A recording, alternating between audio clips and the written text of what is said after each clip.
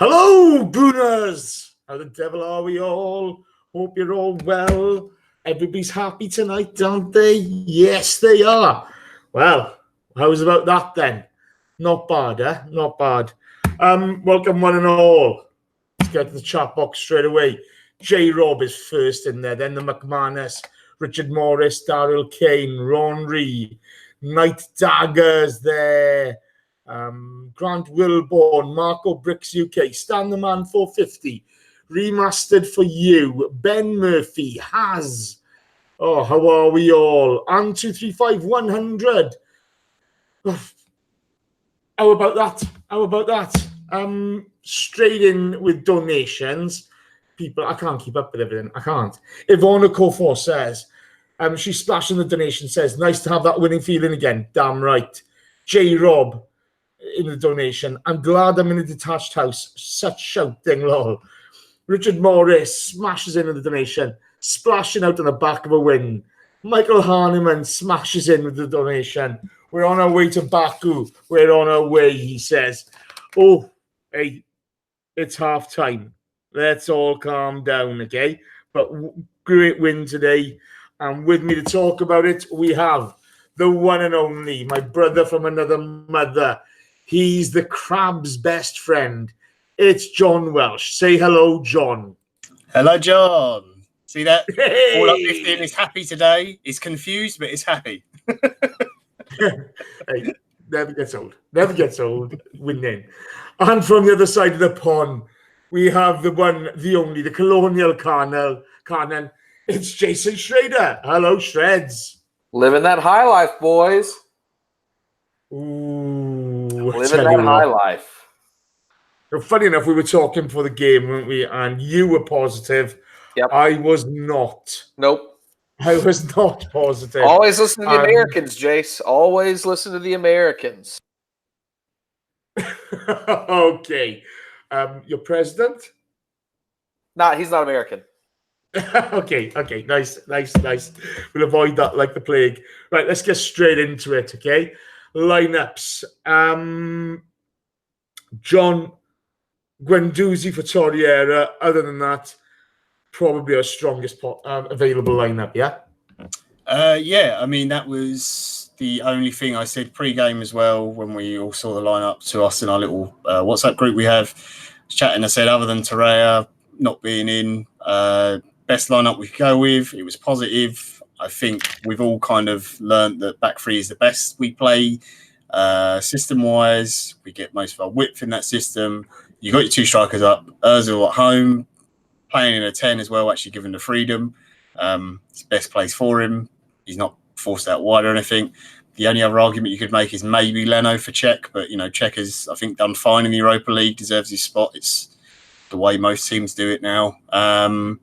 But just the Torreira one, just quickly on that, I think Steve actually made a really good point on that, saying that, he'd been not like on his top form lately, and he'd been kicked about quite a bit in the last few games. So maybe there's an element of he's not quite there fully to play the full 90. Hopefully he's fully fit to start the second leg. But yeah, very pleased with the lineup. Excellent. A quick shout out, Arsenio Wonga. You're always tapping. Well played, sir. Thank you very much. Danny, GFP's in the box. Danny, get tweeting, please. Get on it now. Jay, we start okay, don't we? The first couple of minutes, bingo, we're getting in there. It's going okay. Lacazette, he's got a penalty shout. He gets pushed in the box, but he had some nice build-up play before it. But do you think he went over a bit too easily? Yeah, I would have felt, as a Valencia fan, a little hard-pressed if they had, we had given up that penalty to him there. It's a little easy. I mean, there is contact there. There's a slight push, but I do feel like it's a little too easy to go down, and I just don't think the ref wanted to make a big decision that early on. So just let it go. I think maybe later in the match or something like that happens, he thinks about it a little bit harder and a little bit longer. But for me, no, not a penalty. Stay on your feet there and try to keep the ball in play. Okay. John, to kind of show that early start, the early part of that game, we looked really confident, and what kind of summed it up, Maitland-Niles, too cool for school, heading back towards goal, edge of box, 2 players on him. He just does that little turn. I was worried, but he pulls it off. I mean, that was outrageous. Yeah, the moment that came down, and and I thought, oh God, no, please don't, because I love Maitland-Niles and he's great and he is so casual in everything he does. But yeah, the sending off in the previous game didn't really seem to have affected him. Let's be honest, our last 3 games have been dreadful. There's no denying it, and the confidence looked really shot in the team. But the way they came out tonight and the way they started, and just that little moment there shows that they still have faith in their, belief in their ability on the ball and the way they want to play. And that the manager also, he wasn't berating him for that. He's applauding him. He's saying, no, good, you did the right thing. You kept the ball, you kept it under pressure, you played it out from the back and moved up the pitch. And he essentially took 2 players out with just that little spin. I'm not going to lie, if he does it again, I'm still going to shit myself. But as long as he pulls it off every time, it's fine with me. I don't mind saying my heart was in my mouth, I love the guy's confidence, but oh my God, please, not that close. Not in a game like this. Not in a game like this. Jay, then all of a sudden things turn. You get a Socrates challenge on Diakabi. Oof, he's off his feet, he's late, the studs are up. He gets away with just a free kick. Could it have been a red? Should it have been a red? Your opinion? Maybe not a straight red, but definitely a yellow card. I do think that in real time when you watched it, I could sort of see why the ref sort of let it go just as a free kick, because it was I think he thought in real time that there was minimal contact, but enough to be a foul. But when you slowed it down and you got the angles that we got, yeah, that was a painful one. That was definitely a painful one. So I think Sock was a bit lucky there to not have more, which could have really hurt us. Us. We've seen that we haven't really responded well with early yellow cards lately. So yeah, we could have got down if that would have happened. But luckily, I guess for us, and against what probably the rules say, it wasn't a yellow card. So Sock was definitely a little lucky that won it for sure, because it was pretty bad. It's pretty bad. I thought he was. I really thought he was. I just thought, you clown, what are you doing? But as you say, real time referees view, it's a bit different, isn't it? It really is a bit different. John, the following free kick, really well worked. They overload the box, loads of runners. The man the ball is played to is onside, really clever. A great cross. How did they miss? How? I'm glad it fell to Garay and not Pereiro or who they have up front, Rodrigo up front. That's got to be up there with some of the. It's probably up there with miss of the season. It will be in the contest for it because he was 3 yards out. So there's enough misses in this game. Okay, let's just the game at the moment. But the thing about it was a warning sign, because it was clear from the start Valencia had come with the idea of sit back, be defensive, try and hit us on the break when they can, because they had some good tricky players with a bit of pace, and obviously use they had some big guys as well who were good in the air and use set pieces to their advantage. But yeah, it's a great ball in, and if that was an Arsenal player missing that, we'd be pulling our hair up. Do you know what? You as it went across the goal, you just thought, oh no. Yeah. And when it went over, I just thought, hold on, what's going on here? Before the ball's about to be delivered in, as he's about to cross it in, you just think, oh well, we've conceded already. I just instantly assumed they'd scored. But. Yeah, and I've got to be fair. I'm not blaming any of the defenders in this run, because I thought, okay, you take Sock's challenge out of it, okay? You know what I mean? I just thought everybody was doing their jobs. Everybody was on men. It was just really, really well worked from Valencia. Yeah. Well, actually, the main problem here, and me and John tend to like this player a lot more than others, but Xhaka was really at fault because he played all the Valencia players on by about a yard or two. If it would have been for Xhaka being yards in front of all the other Arsenal players, it wouldn't have even been an issue. But luckily we didn't pay. Yeah, well, Jay, I'm going to stick with you because not long later, we go 1-0 down. Yeah. Diakabi scores from the set piece. You got, I think, is it Rodrigo at the back post? He's lost Socrates. Socrates doesn't know where he's gone. Good header back across the goal. Xhaka, he's not the most athletic, okay? He's not competing with Diakabi for that. And Diakabi just makes no mistake. Give me your take on it, Nate. It was basically 2 free headers within 5 yards of our box. That's my take on it. That's atrocious defending, even in League One or League Two in England, right? I mean, you learn that early on, and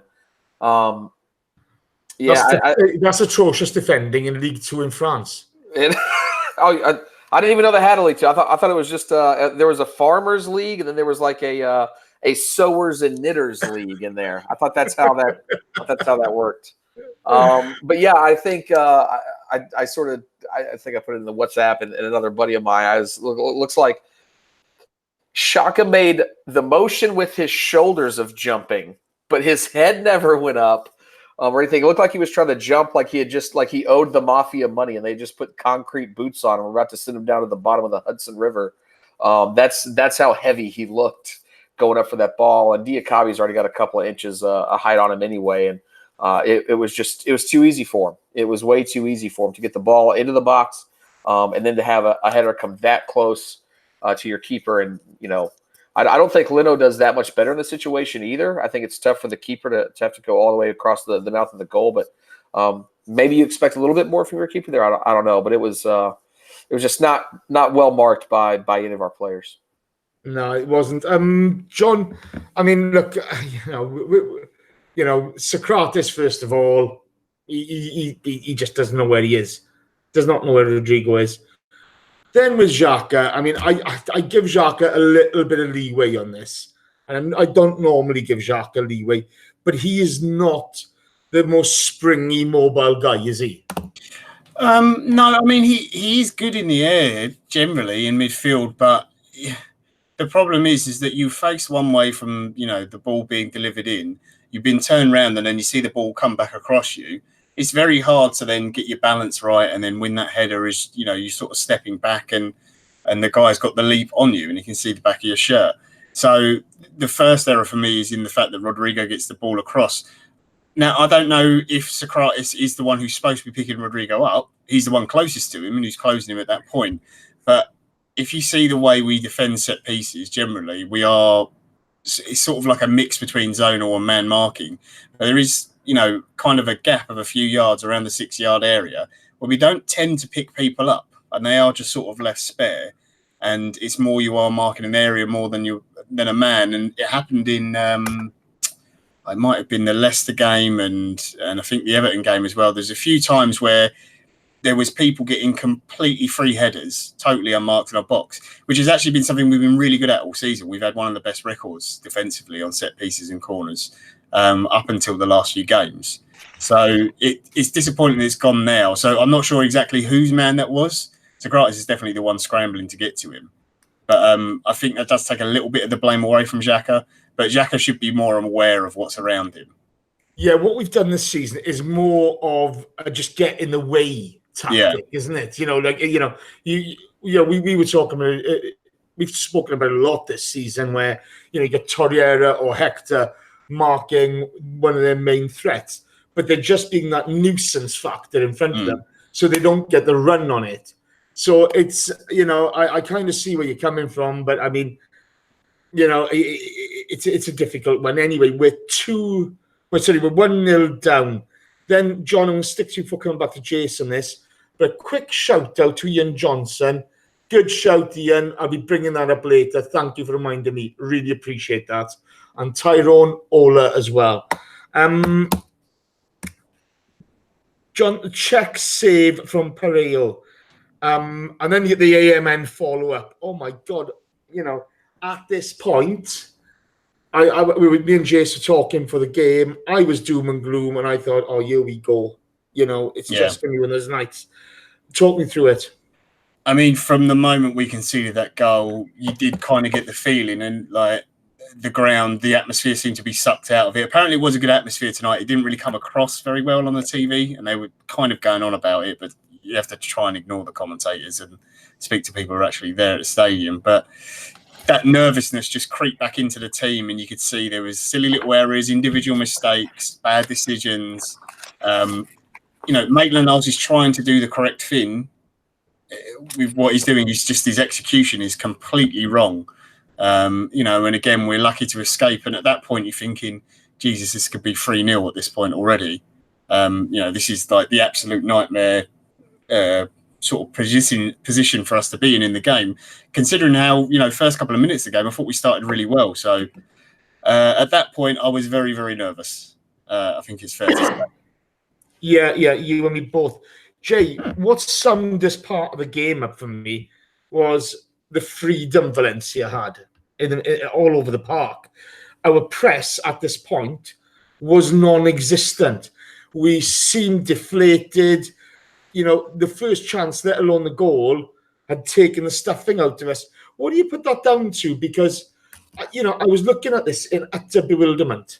No, I think one of the other plays that sort of that summed this part of the matchup was Guendouzi was going for what should have been for him a 60-40 ball. He should have gotten there first, but he pulled up and lost the ball. And I just thought, like, we're just late to everything. We're hesitating towards everything. We're 2 to 3 seconds behind on everything. And I'll be honest, you were gloom and doom, and I thought, shit, Chase is right. Obviously I was proven right, thank goodness. It just, it seems like we don't have a lot of belief right now. We don't, coming off of 3 straight losses of 3-0 and to go down 1-0 at home like this. And you already know that basically 2 goals is what you have to get now at home. You can't leave that match with less than two goals. So it was tough. And I think the players thought about that. And then luckily it's something, I think, we just pulled ourselves out of it, thank God, which is something we haven't been able to do recently. So hopefully it sparks something in the league for us on Sunday. But it just, I just think we're a bit mentally frail right now. From manager on down, from the bench to the physios to the players on the field, it just seems like we get down a little easy just due to our run of form lately. But luckily we sparked ourselves back into life. Bound out to be good, thankfully. Here, John, great break. Lacazette, Ozil, Aubameyang involved, and the ball back from Alba to Laka. I just thought, for a guy who's gone through the mill confidence-wise recently, fabulous. And Lacazette, to be fair, I'm not going to be able to say this throughout the whole game, but he made no mistake with the finish, and it's 1-1. How relieved were you? Talk me through it. Oh, yeah, I mean, and it was almost against the run of play because we were so nervous and sort of twitchy at that point, and I thought, it's just going to be a moment of time before Valencia get another one, and then we just get this nice little break. Ozil, nice ball into Lacazette, and we finally, we've done this so sparingly this season. It's really frustrating, but we did what you're supposed to do with Aubameyang. There's space for him to run into, put the ball past the defenders and pass him. He's going to get there first, and it's a beautiful ball from Lacazette. It's perfect. He's weighted brilliantly, and great credit to Aubameyang, who I thought honestly is probably one of his best games in an Arsenal shirt. Only got 1 goal tonight, but honestly, he was absolutely everywhere. And I thought he played really, really well.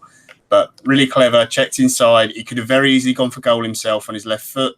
Anything like that, I think that would have been well within his rights. His record this season speaks for itself. But he had the awareness. He puts it perfectly for Lacazette, and Laka just no worries, calm, really good finish. And I think that just lifted the team. And the fact that we responded so quickly. If that doesn't come till like the second half, I think it's a very different game. But the fact we got back into it so quickly, I think it just boosted the confidence in the team. And all of a sudden they went, hang on a minute, this is a defence we can get past. We've got Lacazette, we've got Aubameyang on the pitch. And I think that goal was their 41st between the two of them. I think, and the commentator said, I think Aubameyang's got like 35 in like 50 something odd appearances for Arsenal. Like the record the two strikers have got is ridiculous. This is the one thing that kind of annoys me. Okay, we always talk about Lacazette's work rate, etc. Aubameyang's work rate is there as well. Yeah, it's right up there. But tonight it was really evident. I thought tonight to see. Yeah, but he gets overlooked a lot of the time, and yet you're talking about who's got more goals at the end of the day. It's Aubameyang. Yeah, and as much as I love Lacazette, I think his form has been very shaky recently. His first touch has let him down. Thankfully tonight, that was a sweet finish from him, and it shows how well they can work together. Jay, a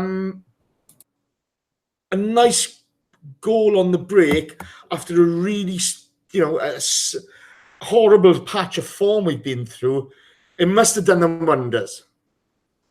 Yeah, absolutely. I mean, it was, again, the goal was so calmly taken out. I mean, we've seen, especially teams that haven't had, or that have been on, goal-scoring droughts, and they just try to snatch at chances, right? Just try to kick left, kick right, and nothing ever works when it comes off. But the way we took that goal was so level-headed and so calm with Aubameyang, understanding, like, maybe I'm not in the best position. Let me lay this back across the box to Lacazette. And Lacazette just not trying to do too much with it. Just let me put it in the back of the net as coolly and calmly as I can. And that's we said, oh, no. Okay, we're Arsenal. We're better than how we've been playing. And that's when I started to really see us start to control the game a lot more and a lot better.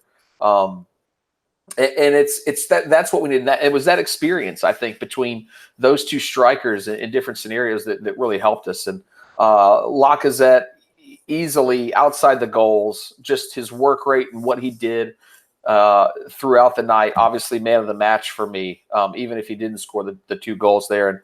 And like John said, I thought Aubameyang had one of his best games in an Arsenal shirt. And I really wish we would find a way to play him in behind more. Because this is what can happen when you do that. Try to find him, and he can make great things happen, whether it's scoring himself or setting up Lacazette. But they literally grabbed us by the scruff of the neck and pulled everybody back into it. And those two sort of filled the rest of the team behind them with confidence to continue to push forward and go for another one. Agreed. John, then you get Aubameyang driving run, unfortunately shoots high. His tail is up, isn't it? Yeah, absolutely. And we've got a few players in this team that when something swings right for them, or they pull off either a bit of skill or they get an assist or whatever it is, they get energized. And it affects the crowd, and you get that buzz back off the crowd to the player as well.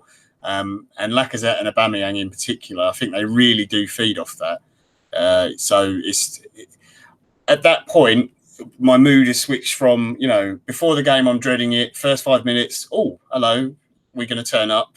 Oh, fuck, we're throwing it away again. To, no, we're back in it now. I'm confident we're going to do something, and I'm getting excited again. So, like the first 20 minutes of the game, I got absolutely put through the ringer. I'm sure every fan did. Do you know what? Okay, this is the thing. I don't have much regard for Spanish football, French football, Italian football outside the top couple of teams, okay? Because the leagues are so weak outside of those top 3 or 4 clubs or whatever. But with our form recently, I just thought, they can do a job on us. You just can see it coming. And then after that goal, and all of a sudden you saw the pomp coming up. It settled me down, thankfully. I mean, I put in our group tonight for the game, and it's the first time I had butterflies. I had butterflies for the game. And that's the first time since the Chelsea Cup final I've had actual butterflies, those real ones where you just thought, oh my God, what's going to happen here? It's so nice to see the guys react well. So that was lovely. Big shout out. He's in the box. It's Mr. Goonerholic. And he says, good to see you.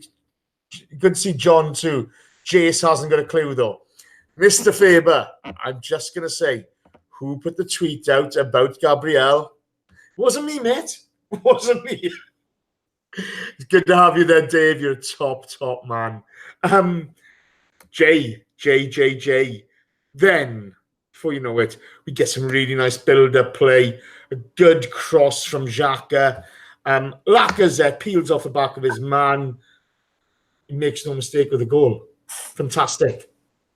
Yeah, I think it was the first pass of like 10 or more yards that Xhaka had completed all match, and he had been not only did he play them onside for their goal, but he had just not been. He'd been a lot sore. I think for him, I think the amount of fixtures we've had recently is really catching up with his legs.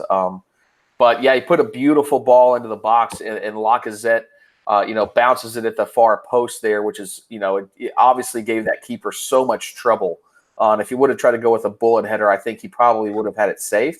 But the fact that he went low with it and bounced it, I think that definitely helped. And for me, I thought, oh no, it didn't get over the line. And then luckily, the referee pointed to the watch, the goal line watch, and then they obviously saw the replay, and it was a good yard or two into the goal. So just wonderful. And at that point, everybody I know is hoping like Lacazette hat trick. Come on, like let's do it, right? Because we need as many, and I think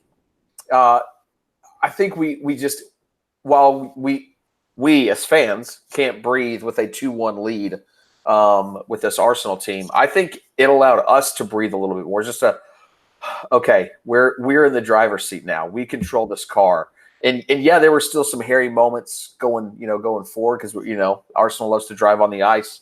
But at the same time, I think they did a decent job after that of controlling the match. And it was just a beautiful, beautiful header there that you saw from it. Again, all credit to Xhaka, who I thought had one of his worst. If Aubameyang had one of his best games in an Arsenal shirt tonight, I think Xhaka had absolutely one of his worst games for Arsenal tonight. But credit to him for that great ball in. Hold that thought, John. I want to expand on that, actually. Mm-hmm. We then see Aubameyang shoot wide. You had a great break. An Ozil run, which takes defenders out everywhere. Xhaka puts in a fabulous ball for Aubameyang. But he can't get hold of it properly. Up until this point of the game, as Jay said, Xhaka was struggling. And he struggled the last few matches, in my opinion. Okay, but all of a sudden, that ball for the goal has really pumped him up. One of the guys in the box mentioned that as well. Who was it? Paul Alves mentioned it, sorry. Go on, talk to me about it. Yeah, I mean, I'm a big Xhaka fan, and I know Shredder is as well, but tonight he was very poor. And I think he's another one we've spoken a lot before about why we play so badly away from home compared to at home, and it must be a mentality thing, because if you can do it at home, there's no reason why you shouldn't be able to do it away, and the disparity in that. And I think it just goes to show, Xhaka is a mentality player. He needs that confidence. Our form has been down. I think the whole mood of the team generally has been down. But when you see him put those little balls in, he loves that little sort of chip cold ball into the box. He starts to believe in his ability again a little bit. I mean, it was weird that him and Guendouzi didn't really control the middle of the park when, Valencia didn't really have anything in there. They're playing a centre-back as one of their central midfielders, and Pereira, he's a lovely player and he's technically very gifted, but he's not going to win a challenge against you or anything like that. So it was strange for me they didn't dominate in there. And he's got two guys in front of him, in Aubameyang and Lacazette, who can hit and will run into channels and will get onto those end of those passes. But he just had a really, really off game tonight. But those two passes obviously did build a bit of confidence in him. But I don't know if he's carrying an injury or he's just sometimes players go through bad form. I think he's just tired. I think you saw him trying to jump. I think he's just tired. Yeah. Can we hold that? We're going to talk about the midfield at the end of the game, actually. So I want to bring a couple of the areas of the pitch up where there were some surprisingly good performances and some surprisingly poor performances. But we'll talk about it at the end of the game if we can. Jay, coming to you. I gave Sock a bit of stick earlier on for the early challenge, which he risked it, okay? But at a corner, You see the ball cleared, and the cheeky bugger puts an overhead kick in. And do you know what? It was on target. Fantastic. Well, you never said he couldn't put an overhead kick in. You just said he's not fast, which I still somewhat disagree with. But yeah, he did. It was on target. It was it would have been a little miraculous if it had gone in. But fair play to you, Socrates Papastathopoulos, for even trying there. And just like I attempted to do, basically pronouncing his full name is like doing an overhead kick on a podcast. But yeah, I thought him and Mustafi actually played pretty damn well tonight. They each had a couple of mistakes, yes, but I thought overall for a game they actually played pretty well. So credit to him, and good for having the confidence to take that on as a defender from about, what was it, 17, 18 yards out. Yeah, I thought that I loved that from him. I really enjoyed that from him. I thought some of his play tonight was awful. I thought some of it was very good. Do you know what I mean? I thought our whole defense was a mixed bag, but for him to have the cheek and the confidence to go for that, magnificent. That's the first half, guys. Massive shout out to Tieno Barry. He's just piled into the donation, and he says, "We turned the tie around. Get in." Well said, Tieno. Well said. Now, people, you know what time of day it is. You know what's happening. You know what's happening. There's 245 of you in the box. I got 76 likes. Who are you? Who are you? Are you Premier League Arsenal, or are you Europa League Arsenal? Make your mind up, okay? That 76 is just not good enough, okay? At this moment in time, okay, you are last week's Unai Emery. You're not this week's Unai Emery, are you? No. You're Unai Emery at Wolverhampton, not Unai Emery at the Arsenal tonight. So come on, tappy. I want 120, please. Let's get going. Stop messing about. Don't embarrass yourselves, okay? It's not as if you've had 10 pints and you've just gone over that edge which sends you into La La Land. Tap the like button. Let's get it going. Let's all enjoy. Thank you very much. Tappy. Let's get going. The magnificent Jim Howson has just piled in with a donation. And he says, Guendouzi, the French Robbie Savage. Fucking hell. To be fair, I've seen Robbie Savage score an absolute screamer against Tunisia. Guendouzi hasn't done that. But I think Guendouzi... I've seen Elneny score against Barcelona. It don't mean a lot, Chase. I could score against Tunisia. Oh, no, this thing was a volley 30 yards out, okay? He struck it so sweetly, it would still be flying if it wasn't for the net. It was unbelievable. Frank Gunner says, I feel threatened. Frank, if I don't get 120 likes, you're all getting threatened. That's all I got to say in it. Okay? Come on. Get on with it. It's good to have the chat box. Chat box is happy, and that's magnificent to see. Second half, John, Rodrigo beats Sock on the break. Mustafi clears. We got away with one. Guendouzi stopped running. He stopped running. I'm getting a bit annoyed with him. You know, Socrates didn't cover himself in glory, but it was one of those where I think he'd been let down by his midfielder. Yeah, I mean, a little bit. Guendouzi didn't have a great night, to be fair. And I thought a few times he was a bit lax in his tracking back and covering the space. Fair play to Valencia. I actually thought that Pereiro in particular really found some good spots and got between the lines very well. And some of his passing was brilliant. We struggled, I thought, at the start of the second half because we couldn't quite get that balance right because you're on that delicate edge of like 2-1.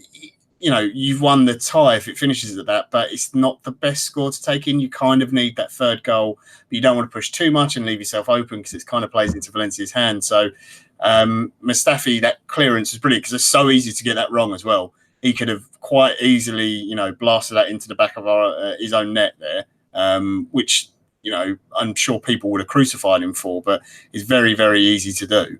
The speed is coming in at the angle and everything. And actually, I'm going to say something that might shock some people.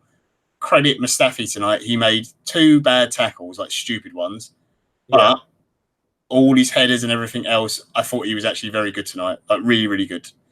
His headed clearances and stuff like that. The stats on him this season are very, very good. Yeah, it's just the brain farts, which have ruined his confidence and sort of ruined him, And it's sad to see, to be honest with you. Yeah, but I thought he was really good tonight. There was an early ball put into the box, and he cut that ball out basically just as the pass was being played, and it was the anticipation for that. I was like, that's what he thinks he's going to do every single time. That's why he goes into that. But he was again, none of our players I think were perfect on the night except for maybe Lacazette. I'm being cheeky. Thank you. I'm being cheeky. Jeez, Jace. Just when I'm trying to put some positivity back into the air again, you got to come in here with. Anyway, no, I think as much stick as specifically I've given Mustafi over the last little bit tonight, he had a really good game, and I think I think of the 3 center backs who the one who didn't cover himself in the most glory was Koscielny tonight because he made some interesting bombs forward, but I'm sure we'll get to that point at some point, Jace. Yeah, Jay Soler, just after that piece of play, Soler has an absolute screamer deflected by one of his own players, I think it was. Because I think it was a goal kick. But my God, he didn't have catch up ball, did he? No, it was it was who was the player that scored for them? I cannot remember his name for the life. It was Diakabi. Yeah, Diakabi, thank you. It hit off Diakabi's thigh and went out for a goal kick. But as soon as he hit that, I was like, that's going in. I was like, Cech doesn't have a single chance. And luckily it was hit right at his player and deflected out. But I'm sure that Diakabi is probably going to have a bruise from that ball tomorrow because that was a pure rocket. And it when he hit it, I thought for sure that the match was level. Yeah, I got to be honest. You saw him catch it and I thought, oh, here we go. Yeah. And that pit of your stomach feeling was there. John Guendouzi puts some good build-up play, puts a good cross in, cut out by the defence. Then you get a Guedes. I don't know how to pronounce his name. It's just stuff it. Guedes. Thank you. Snuffed out by Kos. Socrates struggled on the break there. Then you saw Kos struggling. We were in control at this point. They'd had a few moments, but we kept them at bay, and we were starting to come into it. And then you see Kos start to struggle. It was a worrying sign, wasn't it? Yeah, just because, there's. I think it's fair to say, most of our fans don't have the greatest confidence in that defence at the moment. To put it mildly, but you always feel a little bit happier when Koscielny is playing because he's been probably our most consistent defender this season.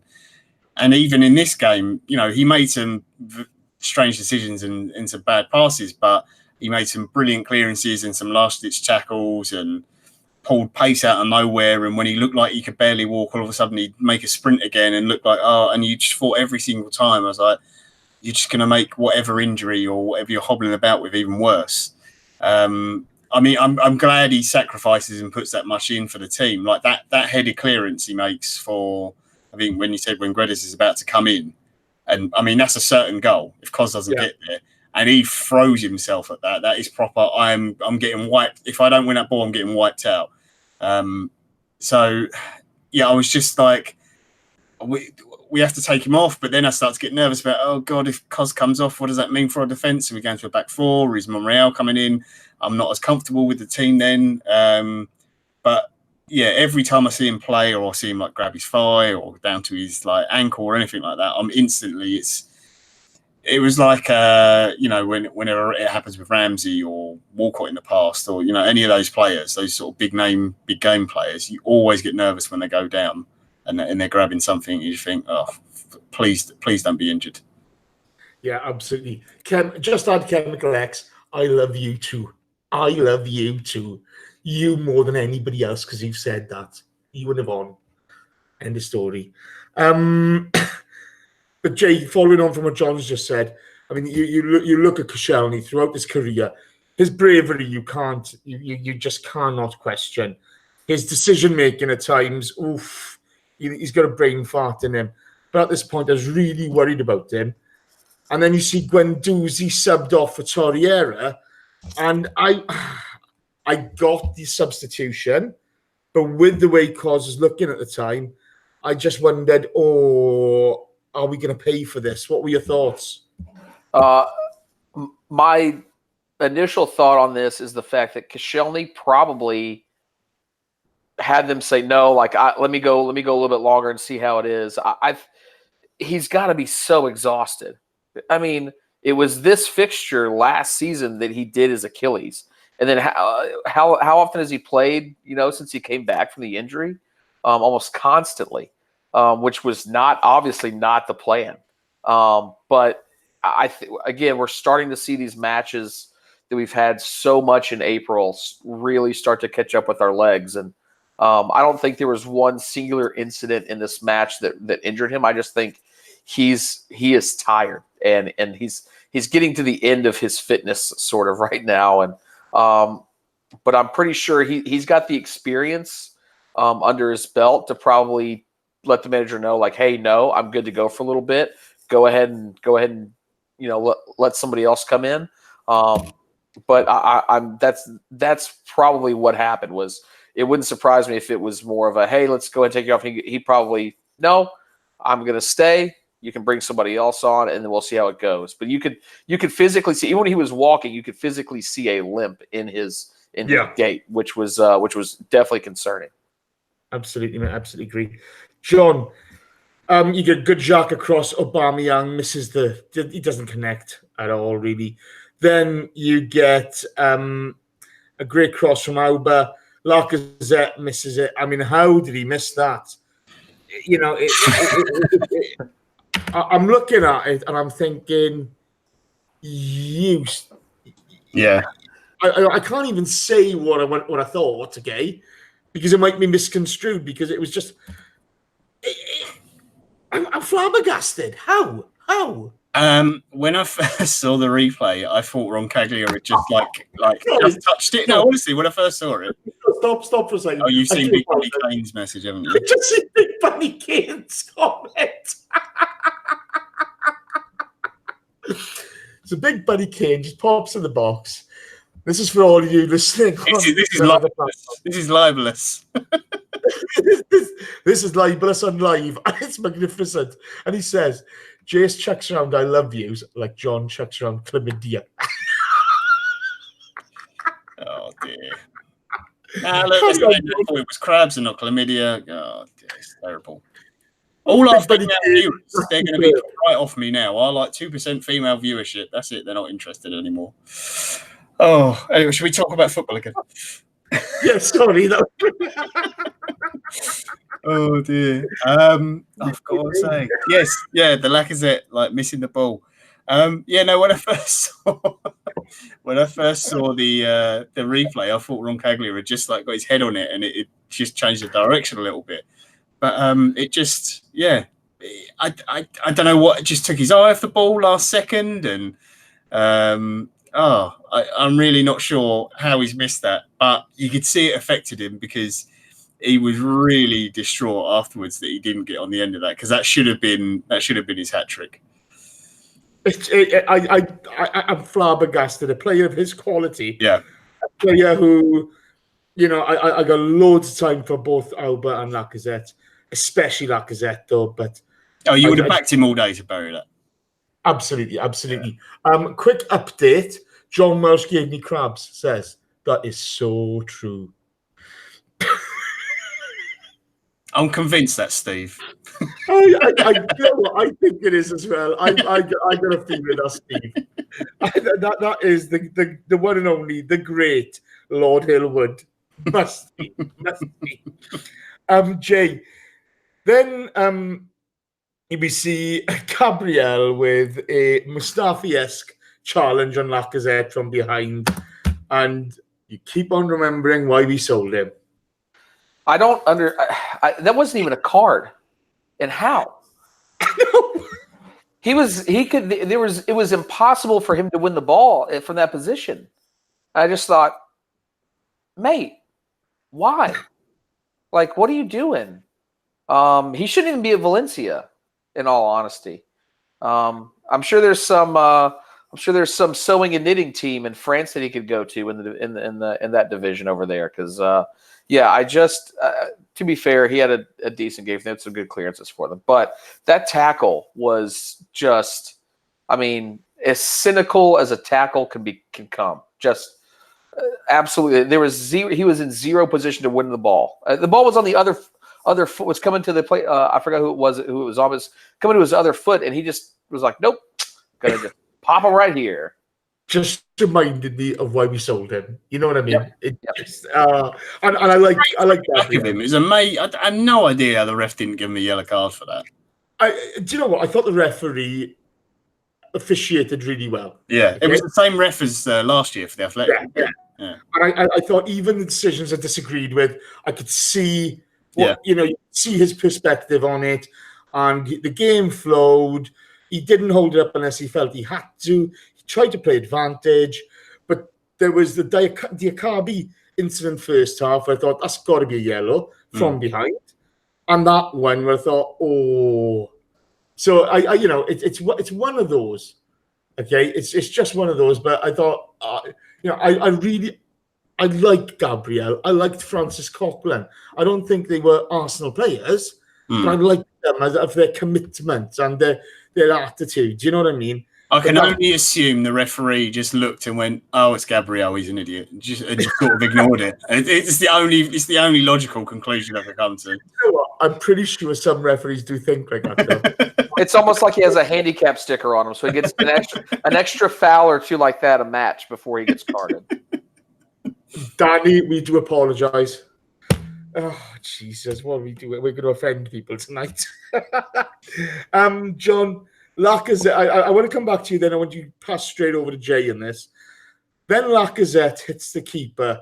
Well, Neto puts his leg out. But at this point, my notes are, Lacazette hits the keeper, point blank. What the WTF?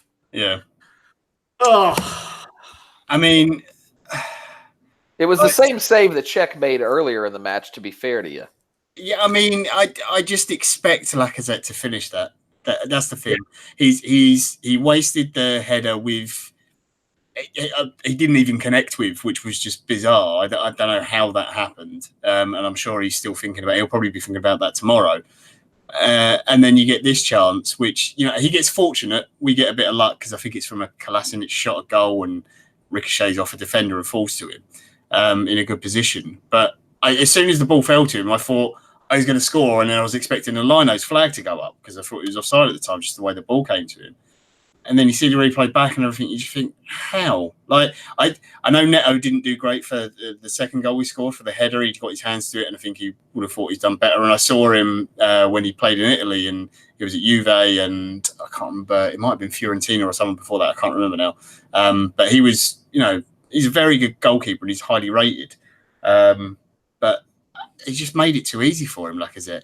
And I think that earlier miss, where he doesn't connect with his head, is still on his mind. And you can see when the ball finally goes out of play and he's got a second to think, his head's in his hands, and he's just like, how have I not got 4 goals now?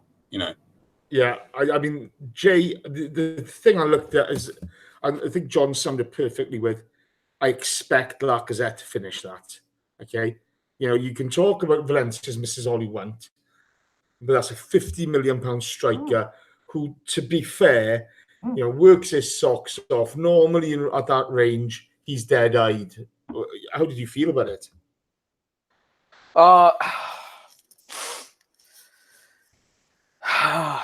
Conflicted. Conflicted. Like, I feel about it because, like I said, it's the same. It's a really good save.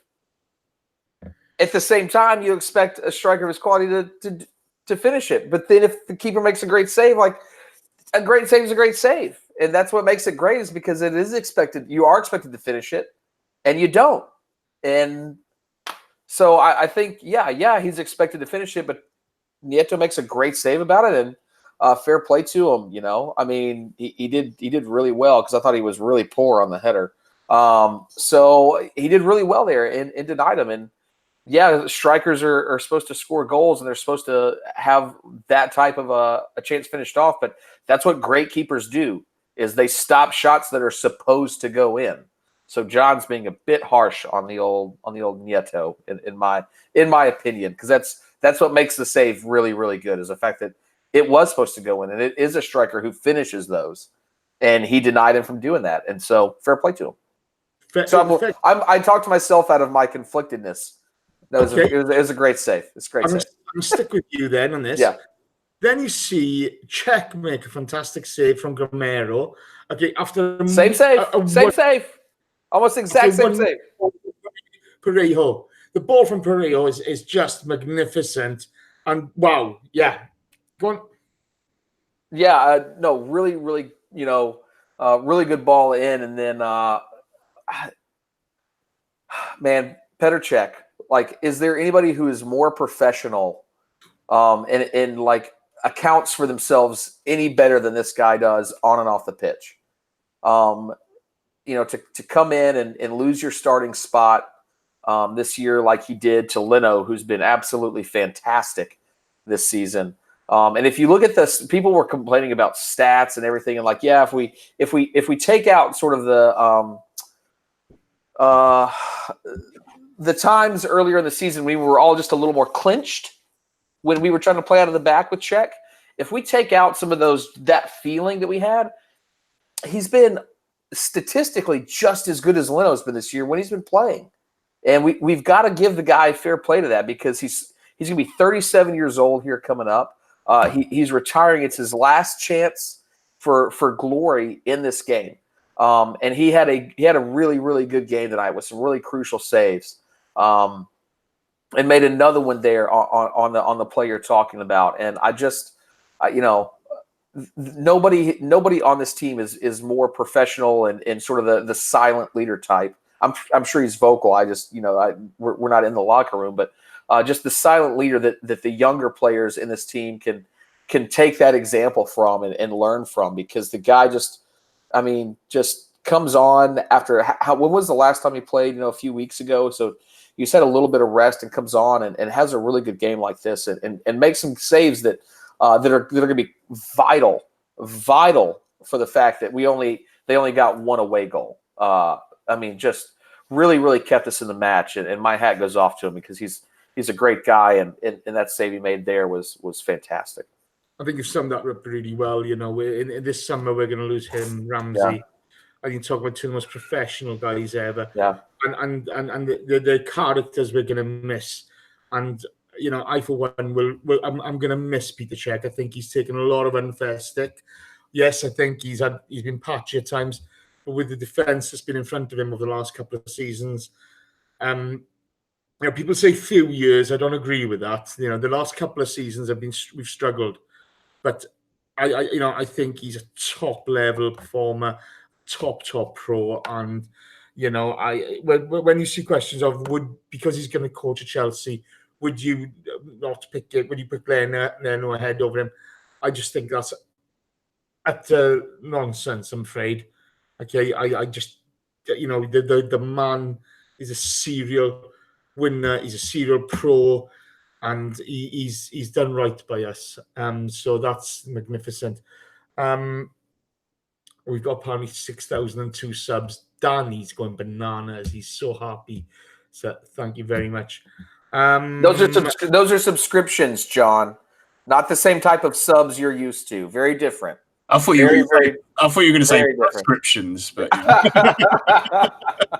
okay, you two, back on script, okay? Oh, God. Yeah, that's what they call them in America. They call them scripts. I wasn't going to swear tonight, and you forced me into He's not wrong. He's not wrong. I know. In any case, John, again, after that piece of play, we see Koscielny really struggling. He couldn't keep up with play at that point. And then you see Ozil sub for Mkhitaryan. And at this point, I'm really, really worried. What were you thinking? Yeah, I was nervous. I mean, I was especially nervous because I was an idiot. Because at that point, I thought, "Oh shit, that's our last substitution." For some reason, I'd magically subbed off another player somewhere during the game in my brain, and then I double checked and I went, "Oh no, we got one sub left. Okay, he hasn't made that yet. You know, he's not that much of a madman."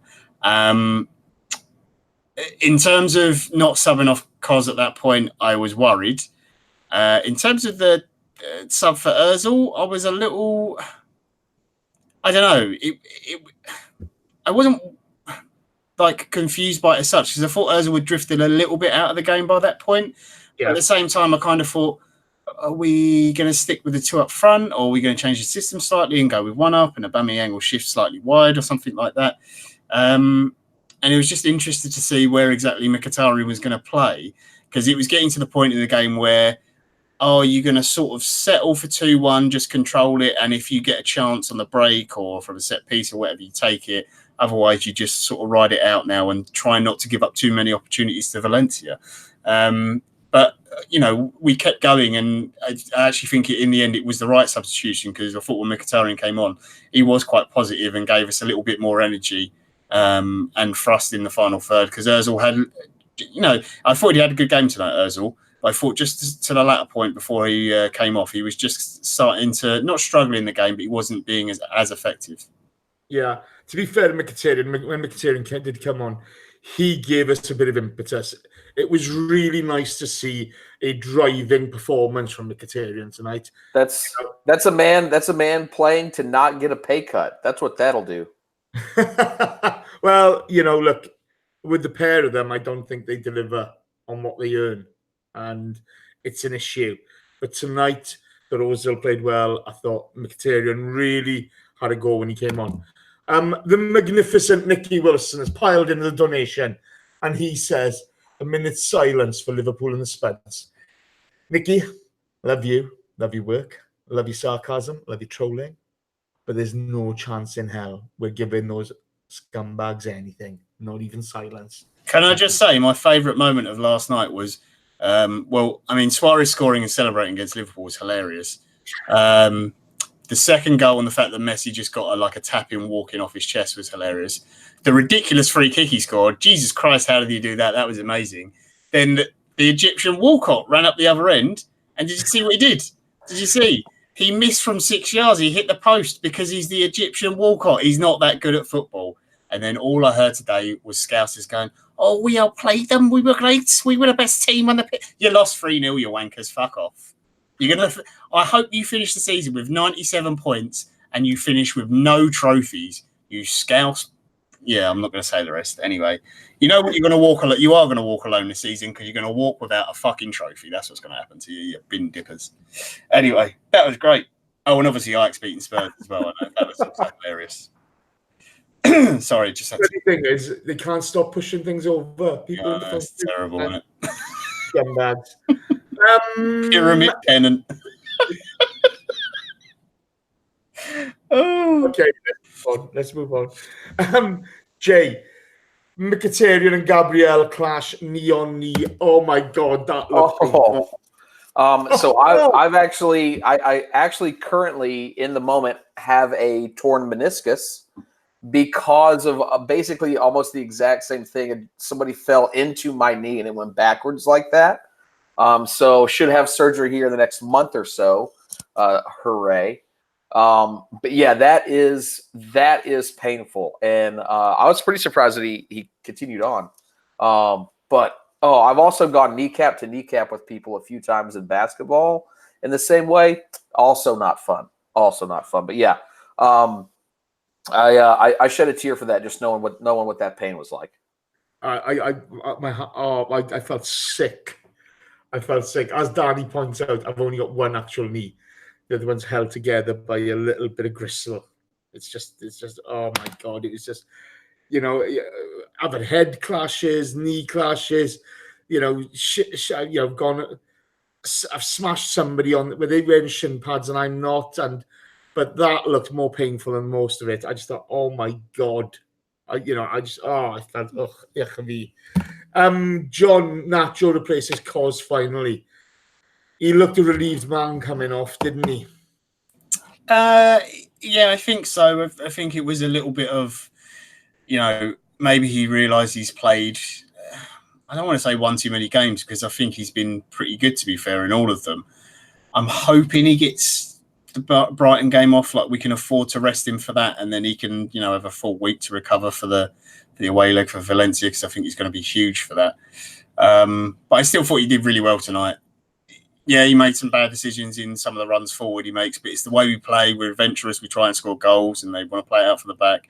One or two of his passes went astray, but I thought some of the challenges he made, and that last-ditch header in particular for the Grealish chance was superb, and he got a really nice round of applause. So I hope he's all right, and fingers crossed, maybe we can rest him this weekend, and he's back fully fit next week. I don't think we're going to have much choice. He did not look good coming off. Jay, let's go to the final after the game. Mickey drives forward, shots blocked.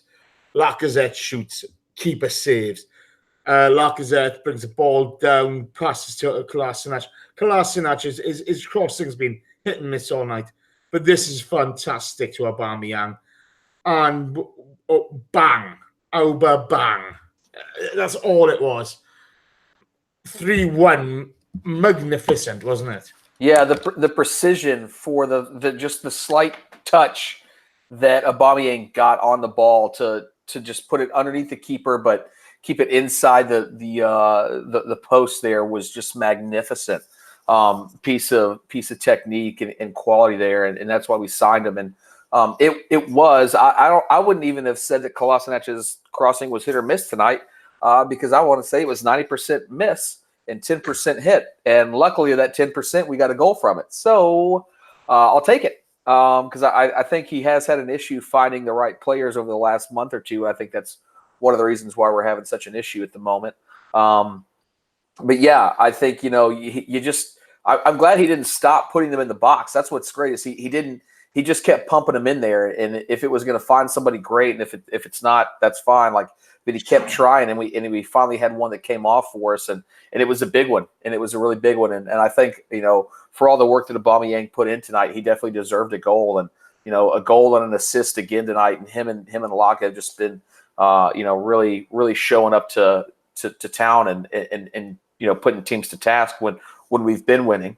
And it was great to see that again tonight. But just the subtle touch and technique that Aubameyang put on that ball at the near post, just sneak it inside there was a thing of beauty. It was John. Oh, sorry, mate. I thought there was going to be a pause in the question. You just want me to talk about the goal? I can talk about the goal.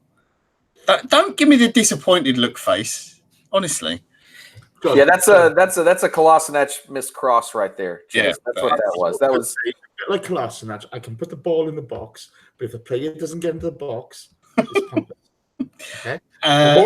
Or you send all the way over across the box where nobody was, and then out of play. That's what that was, Jace. That's what that was the equivalent of that.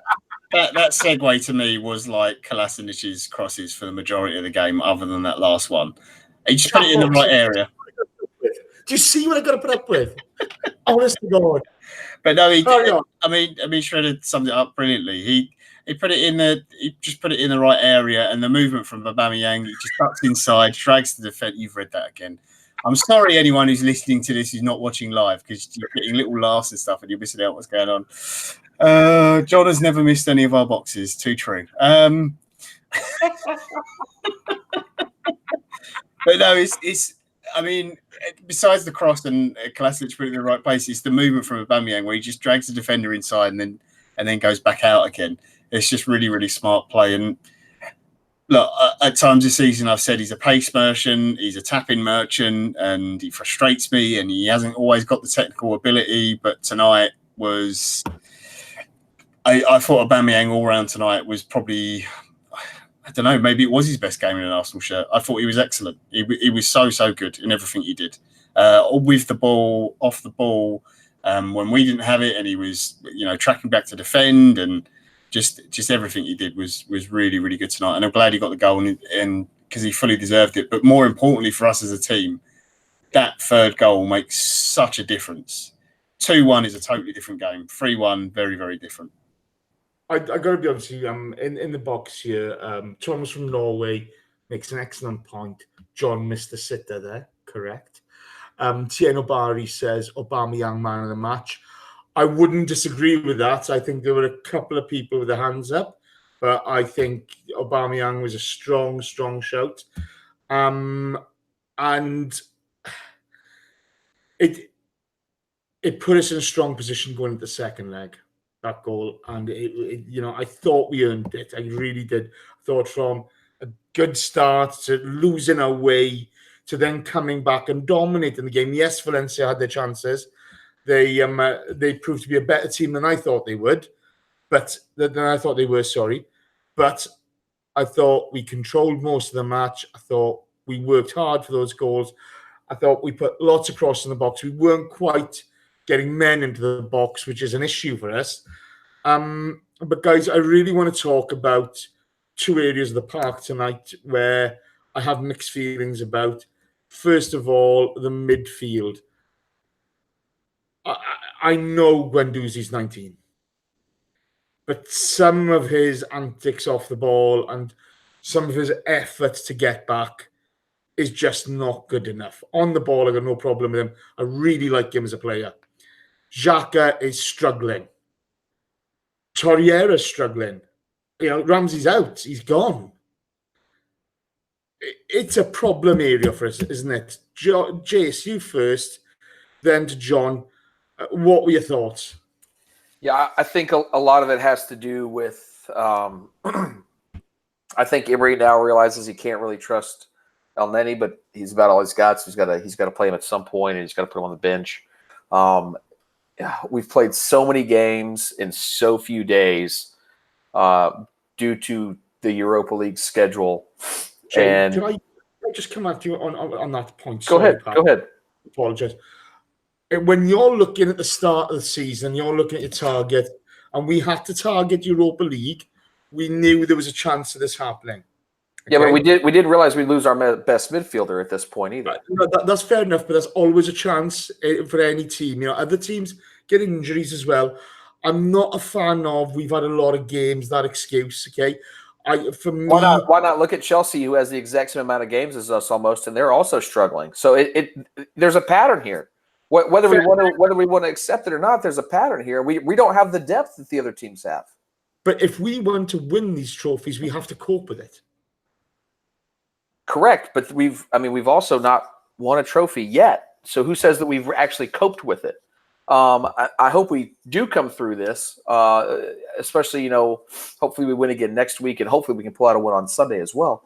And I think that's still to be seen. But I think denying the fact that we don't have a ton of depth in midfield anymore, and Emery, especially, with the two midfielders, the Xhaka, Torreira, Guendouzi, Elneny, that sort of cluster of players, losing Ramsey really hurts us.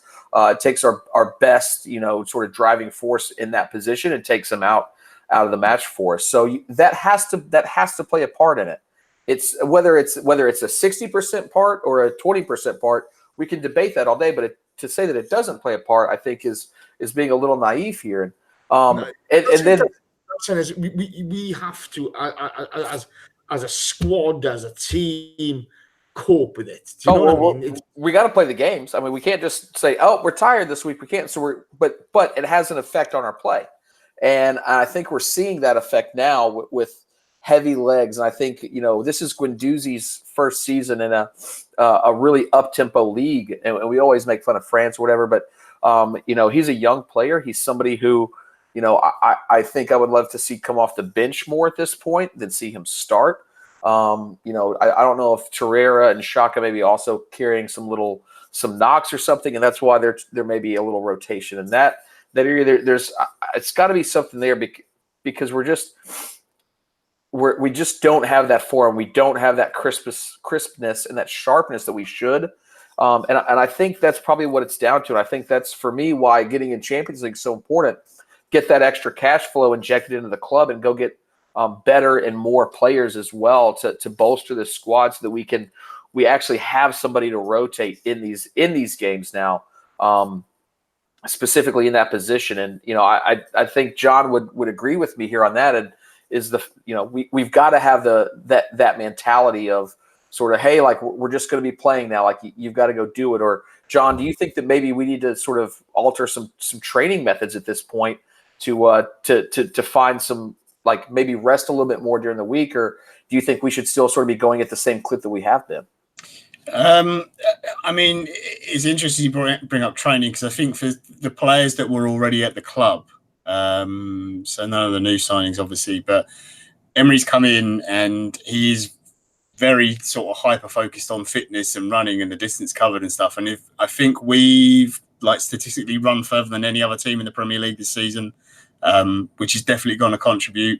So I think some of the players who are already in the squad are going to be suffering a little bit. Now, that can be managed by the manager and the fitness staff, obviously, but these are targets that I expect the players to hit. It can take some time to adjust to that. You've got to factor into it that I think Shredder summed it up perfectly. We've played a lot of games. Now, yeah, other teams have suffered doing the same thing, but Guendouzi's come from a different league. He's never played at this level. Torreira's come from Syria, where you do have a winter break. And also, he's only had one real season in Serie A. He literally played one season in Serie A properly, and then he's gone to the Premier League. And he's not come from Juventus or, one of the big clubs. He's come from Sampdoria. He's very different. People forget he's only 22, but he's seen as this player who's miles ahead of Guendouzi, and he's still extremely young. I think you look at the number of games Xhaka's played, not just this season, but the last, since he's been at the club. If he's not injured, he's played every single game. So all this catches up, and even obviously we're talking about the middle of the park in particular, but I think if you look at the fact that Bellerin was out injured, that meant Maitland-Niles could never play a game in the middle of the park for us, where he would have rotated and come in a bit. Danny Welbeck being injured meant that players like Iwobi, Mkhitaryan, etc., never really could come into the middle at any point. We'd never really played a free in midfield, because you're never going to do it with Ozil really as an actual free, because he's not going to play as a central midfielder as such. He's always going to play higher up. So Welbeck not being there restricts Iwobi or Mickey coming in and playing in a free in midfield, and that limits your options. And also just the fact, we've been in bad form. Let's be honest, we lost the last 3 games. We've played awful up until tonight, and that will affect players. Let's hope it's just this one game. It is a little bit of a worry, but I do feel there's better combinations in the team. Like, I think Xhaka works better with Torreira than he does with Guendouzi. One thing in this still is, on a couple of occasions tracking back, you see Guendouzi make the choice not to bust the gut. Yeah. Okay, and that's my issue at the moment, is that he's happy to go down holding his face when he's hardly been touched. Against Palace, him and Zaha were having a playoff, but who can lie down the longest, feigning injury. Okay, don't get me wrong, Torreira likes it to do it as well. But I don't see, I think Guendouzi chooses not to bust the gut to get back. And that I don't like. And no, you're not going to like that, but again, that is an age and an experience thing. But also, that although it's him, the player, who's made that decision, it's also on the rest of the players on the pitch who are older and more experienced to pull him to one side and say, this is not good enough. You need to be doing more. Obviously, it's on the manager as well, and I'm sure that, the way they talk about Emery and his coaching and everything, I'm sure that every single player gets, fucking hours of video detailing every single inch they're out of position on the pitch. Maybe that's why they've all fallen asleep watching that all the time, because they've got too much fucking video to watch. I don't know. But look, I'm not going to give him a hard time. It's a little bit worrying. I thought we got better as the game went on. And to be fair to Guendouzi as well, I actually thought as the game went on, he improved, in the match as well. So, look, this hope that it was just we're on a bad run. We've turned it round now. We've gone on. We've won this game. We got the 3rd goal, thankfully. And it's huge, because let's be honest. I know we've still got the chance of the top 4 in the league. It's slim. It's still there mathematically. But our whole season felt like it hinged on tonight's game. That's fair comment. Eric Newcomer, he smashes in a donation, and Eric says, another year for Emery, board backing or not? We're going to ask that in questions, Eric, because I think that's really interesting. Right, boys, we've carpentered the shit out of that. So I want answers from the pair of you. Yeah. Ozil and Mkhitaryan, what were your thoughts on them tonight?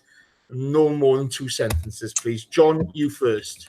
I thought Ozil was very good, started well, and then started to drift out of the game in the second half, just because we started to play a little bit more passively and not so on the front foot. Mkhitaryan, I thought, great, perfect, came on, right attitude, right energy, and just gave us that little bit more impetus. I think ultimately helped us to get that third goal. Jay. John said everything that I agree with. Do you know what, boys? It was nice to see it from the both of them tonight. I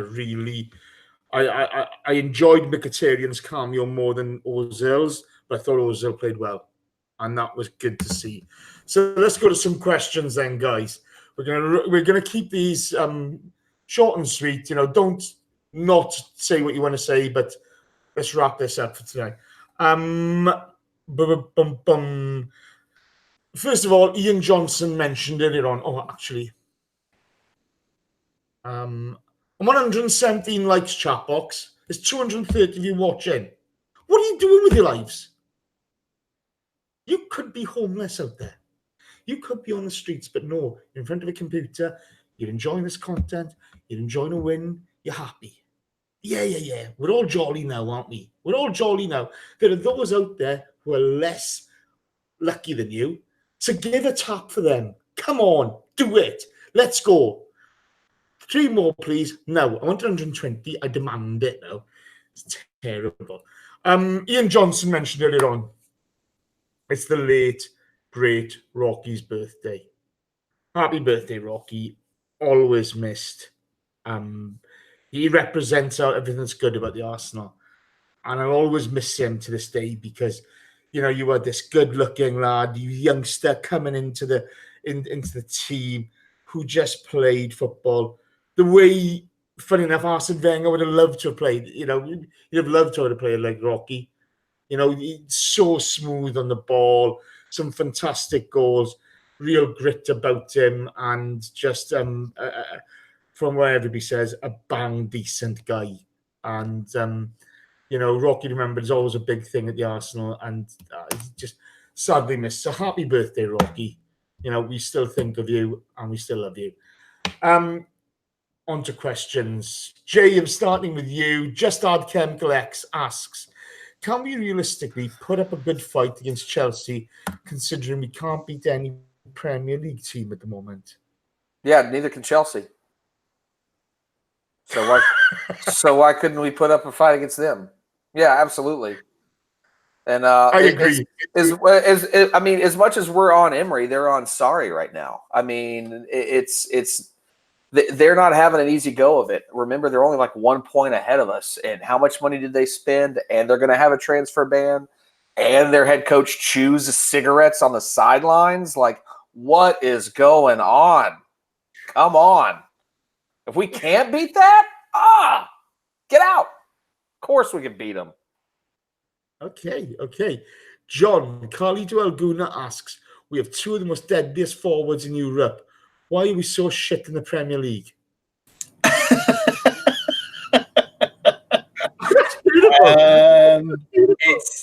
It's a great question. I just want to say, I know, Jace, you normally do the shout outs for donations, but Ben the Beast, have some bunts, boys, especially with donation. My working day is made so much more bearable listening to your podcast. Thank you so much, Ben. Honestly, that really does mean a lot to us.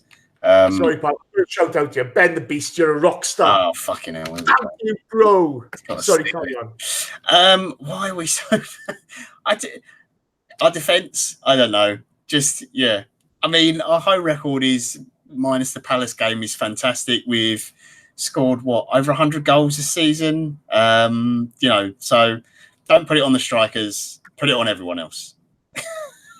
Look, if you haven't got an answer for this question, and I don't now, and I've almost carpentered it, either blame Ozil or blame Mustafi. There you go. Almost. You forgot blame Iwobi. Oh yeah, blame Iwobi. Yeah. Oh, amen. Yeah. Right, okay. Standerman 450 asks, I'm going to answer this one. You can pick one of Guendouzi or Torreira to start in the midfield with Xhaka and Ozil. Who would you go with? I've been really harsh on Guendouzi tonight. So I like him. I want him to do well. But I would pick Torreira ahead of him because I think he gives us a little bit more solidity going backwards. And I still think he's effective going forward. So, and that's, there's not much between them, but I think Torreira is ahead. Jim Housen asks, obviously the players are well paid to perform, but how do you think, how important are the fans in winning games?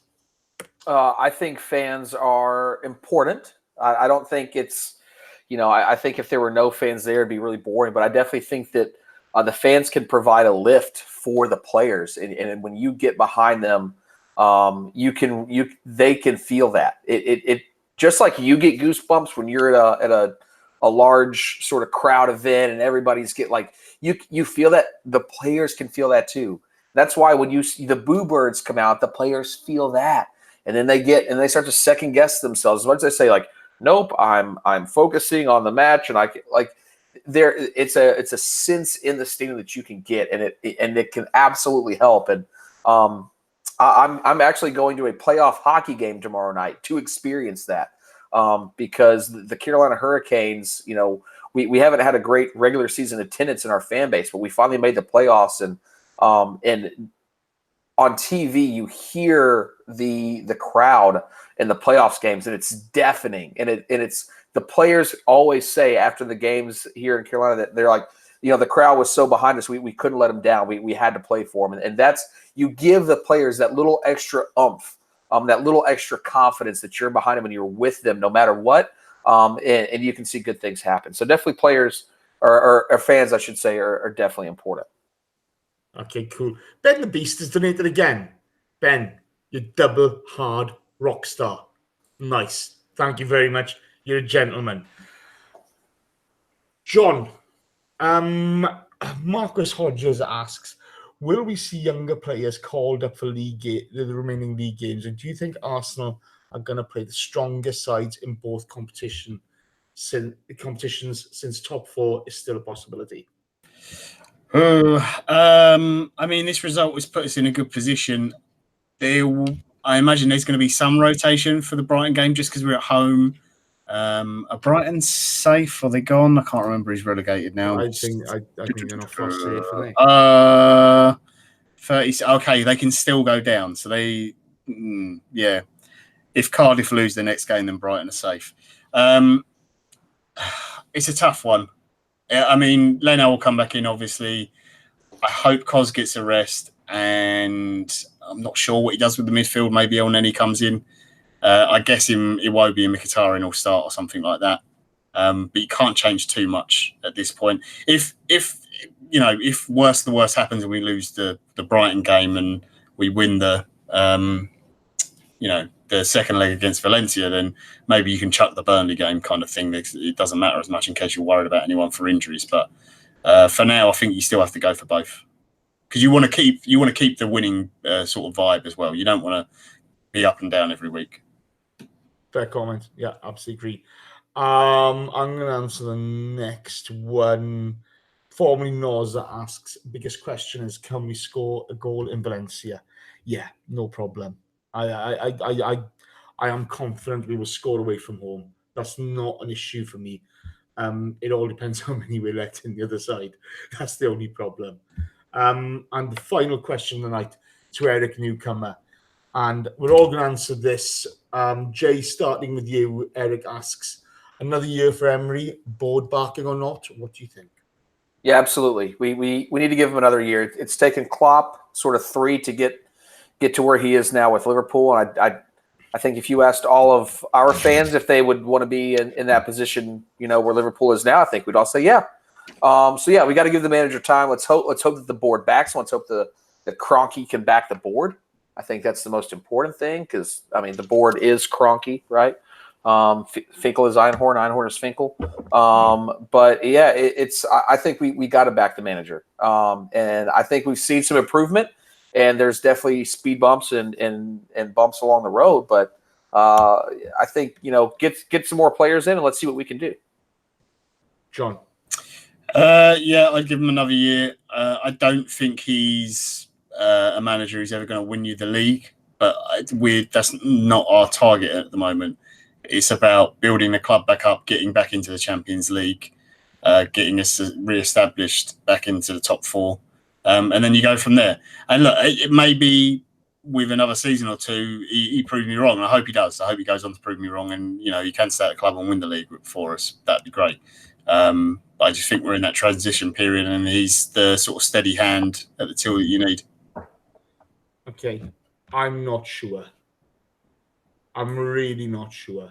Don't get me wrong. If somehow we magically got money and like Pep Guardiola was available, then yeah. Yeah, no. My concern with Emery is he hasn't solidified a plan A, but keeps on changing between plan A, B, C, and D. A player who's, whenever he's played for us, has made us a better team, and we've played more attractive football and winning football. He's letting go out the door for nothing. Well, we don't know it's him letting him go out the door. Well, he said he wasn't in his plans, didn't he? Maybe the club told him to say that. It doesn't really matter. He said it, and ultimately, but he's the sort of manager who's just going to go by club lines, Jason. I don't care, mate. My issue around it is we've seen a lot of dog shit football tonight. And to be fair to the manager, though, a lot of that is on the players. You can only bear me a second. We've seen a lot of dog shit football. We've seen a lot of dog shit setups. Okay, but if he wins the Europa League, he gets top 4. He's a massive success. Yeah. What if he just wins Europa? Well, what if he just wins Europa League, but we finish like 6th? I mean, we're going to be in Champions League, but like, if he does either, he's a massive success. A massive success. You can't take it away from him. The recent form has really worried me. But let's wait. But we won 22 back in the fall. I mean, 22 undefeated. He's lost 4 to 5. He's taken 3 points out of. I'll take that ratio. I'll take 20% losses. I'll take that. 80% wins. Come on, Jace. No. This is my honest opinion, boys. You've had your say. I'm having my say. You know what I mean? When in the sharp end of the season, when it's counted, when he's in pole position to get 3rd, out of 15 points, he's got 3. And we haven't looked, and we only got that 3 points because Troy Deeney was stupid enough to get sent off. But to be fair, Jace, he has delivered thus far on the Europa League. And that you can't take that away from him, can you? You can't take that. If he wins it, he's a massive success and he deserves to carry on. I think, and don't get me wrong, he's done some very weird things, and I do question his management style. And there's definitely question marks over him. But I just think the squad's in a weird place anyway, and it's terribly unbalanced, and I don't think that's helped him. He's had 2 transfer windows. You know what I memean? I don't think the club's helped him. Look, there's a lot of excuses being made, okay? And if he wins the Europa League or finishes top 4, he deserves massive, massive credit. He's a success. But I see kind of both sides of the story on this, and I'm not sold on him, but you've got to give him a chance as well, haven't you? Yeah. It's we've got to wait till the end of the season, and God, I hope he gets top 4 and he wins the Europa League, because that would be magnificent for him and for us. Can we end on a fun question? Very quick one, a quiz one. Fucking hell! What do you want to bring fun into this for? You want to bring fun into it? Why? Only 3 players have scored a brace in a European semi-final for Arsenal. Lacazette's one, obviously. Can you name the other 2? Bollocks. Alan Smith? No. Is it recent? Oh, no. Alan Sunderland? No. Oh, Tierno's got 1. Ooh. Oh, yes. Wasn't that Sampdoria? Steve Bold in 95. Yeah. Which is one I would never have got. I would never have remembered that. I wouldn't have got that. Yeah. Well, how many times have we been to a semi-final? It's not very often. In my lifetime, 1, 2, 3, 4, well, 5. I was one. I wasn't even one. You got to go all the way back. Igor Stepanov's Thomas from Norway, please. Thomas from Norway smashes it. All the way back to 71. 1 year out, 1970. Oh, it's not Graham. No. Fucking hell! It's not Charlie George, is it? Yeah, it's Charlie George. Ooh. There we go. Woohoo! Well done. Who said bold in the chat box? Who was it? Tierno. Yeah, well done, Tierno. Yeah. I mean, I didn't know that. I saw it come up on Twitter. I thought that was weird. Anyway, there you go. Fun little quiz for anyone who's listening. You got to hear Jace go, a lot. Oh, I hate those ones, because it's one of those where you stood there going, okay, who could possibly have done that? And I remember that bowl semi-final as well. I would never have got fucking Steve Bolt. I was plastered. Absolutely plastered. Like, bear me a second. Okay, so I'm just going to pile this on Mr. Welsh here. At the end of the season, the mental health special we did a couple of weeks ago, we're going to be doing a recap of the day with Paul. Okay. And those the magnificent 101 who marched. So yeah, that's brilliant. I spoke to Paul the other day, so we will be doing a follow-up on that.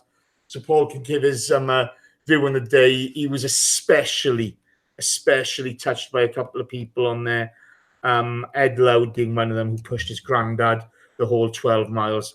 So a massive shout out to Ed Loud, and tip my hat off to you, pal. Well done. That's fantastic. To all of you in the chat box, you've been brilliant. We're all celebrating a great win tonight, and it's really nice to see. And as harsh as we are on the players, it's just magic the way they came back from 1-0 down and did that. So thank you to the chat box. You've been funny, you've been intelligent, and you've been really interesting today. So well done. For those of you listening on other platforms, as always, thank you for your support. We couldn't do it without you. We appreciate each and every one of you, because without you guys, we're just a bunch of utter plonkers talking bollocks. And we really, really are. A massive shout out to the magnificent Yvonne Okafor, to the magical J. Rob, to the wonderful Richard Morris, to the I'm going to repeat things now, so sorry. The magnificent Michael Harneman, the terrible Tieno Barry, who gets a quiz question as well, the Van Davidosi Jim Howson, the fantastic Nicky Wilson, the epic Eric Newcomer, the Beast, Ben the Beast, the Rockstar, the Magic Man. Thank you ever so much for your donations. Yeah, all superb, and we appreciate it all. And finally, my thanks to the one and only Shredder. Cheers, Jace. Appreciate you having me on, and glad it was after a win, because we haven't potted after a win for a very long time. Tell me about it, pal. Tell me. Good to have you back on, mate. We're looking forward to having you on a bit more from now on. Supercalifragilisticexpialidocious. You get a shout out as well, because you're magnificent. And to the Crab Man. Thank you, John. Thank you, Jace. And thank you to all the lovely ladies in the chat box, especially those of you with crabs. Thank you so much for supporting me in this difficult time.